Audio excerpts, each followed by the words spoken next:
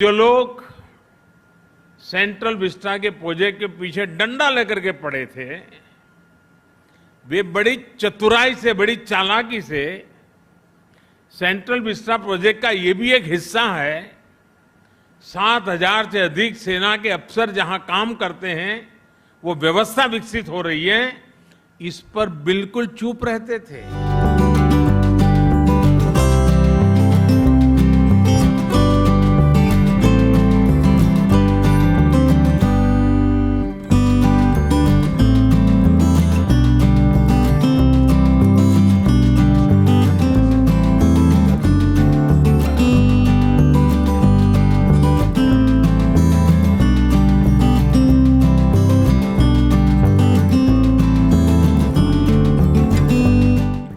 साथियों,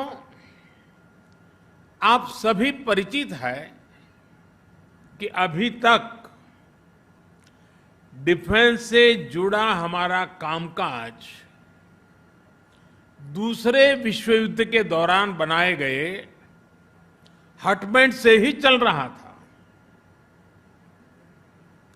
ऐसे हटबैंड्स जिनको उस समय घोड़ों के अस्तबल और बैरकों से संबंधित जरूरतों के अनुसार बनाया गया था। आजादी के बाद के दशकों में इनको रक्षा मंत्रालय, थल सेना, नौसेना और वायुसेना के दफ्तरों के रूप में विकसित करने के लिए समय समय पर हल्की फुल्की मरम्मत हो जाती थी। कोई ऊपर के अधिकारी आने वाले तो थोड़ा पेंटिंग हो जाता था और ऐसे ही चलता रहा।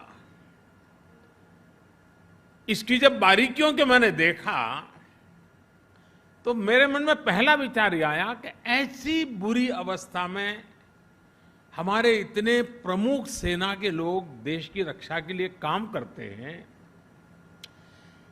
इसकी इस हालत के संबंध में हमारे दिल्ली के मीडिया ने कभी क्यों लिखा क्यों नहीं, ये मेरे मन में होता था। वरना ये ऐसी जगह थी कि जरूर कोई इनको आलोचना करता कि भारत सरकार क्या कर रही है, लेकिन पता नहीं किसी ने इस पर ध्यान नहीं दिया।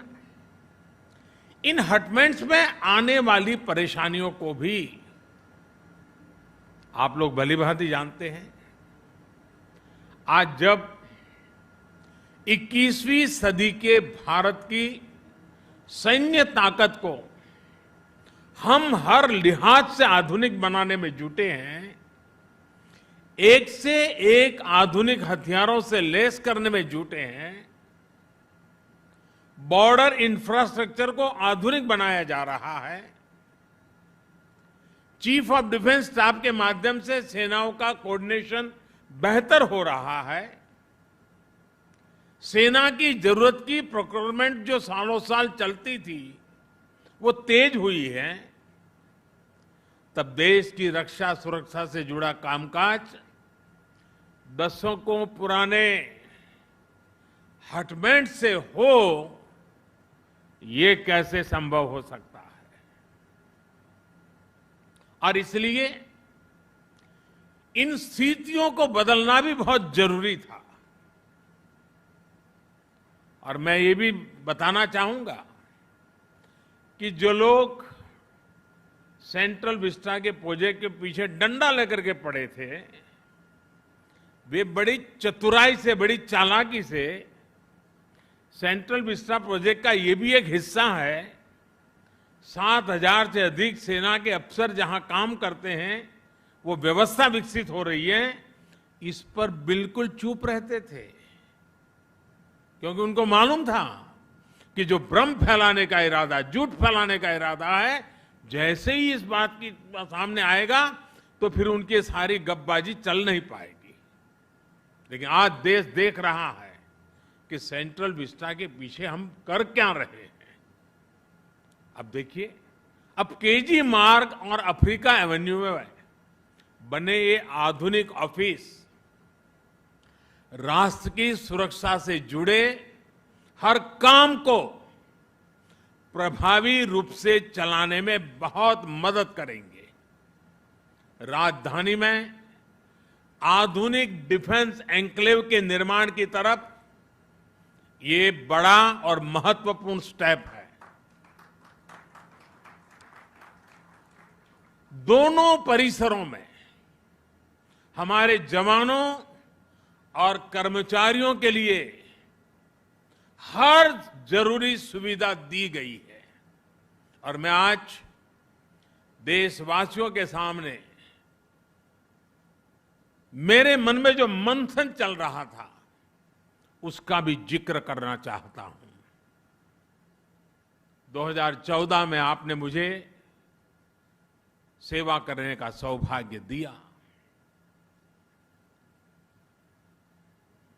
और तब भी मुझे लगता था कि ये सरकारी दफ्तरों के हाल ठीक नहीं है, संसद भवन के हाल ठीक नहीं है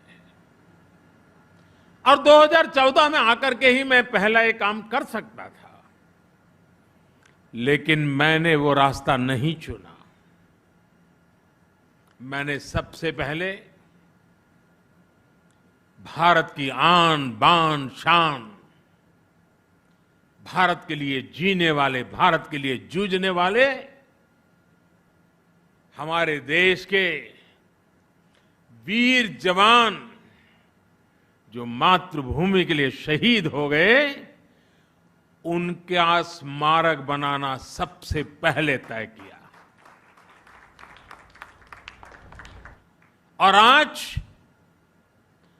जो काम आजादी के तुरंत बाद होना चाहिए था, वो काम 2014 के बाद प्रारंभ हुआ और उस काम को पूर्ण करने के बाद हमने हमारे दफ्तरों को ठीक करने के लिए सेंट्रल विस्टा का काम उठाया। सबसे पहले हमने याद किया मेरे देश के वीर शहीदों को, वीर जवानों को।